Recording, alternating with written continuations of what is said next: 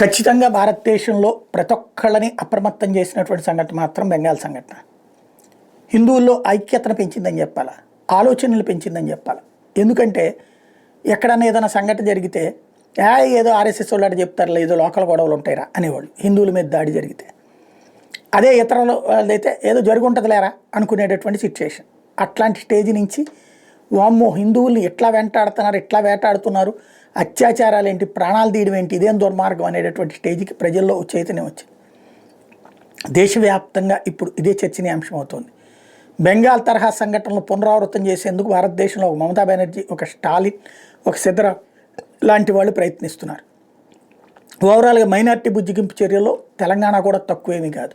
అయితే అట్లాంటి సంఘటనలు జరగకూడదనినే కోరుకుంటారు, ప్రయత్నిస్తుంటారు. కానీ విచ్చలవిడిగా రెచ్చిపోయేటటువంటి శక్తుల్ని అదుపు చేయడంలో ఫెయిల్యూర్ అన్నటువంటి మాత్రం స్పష్టంగా కనబడుతోంది.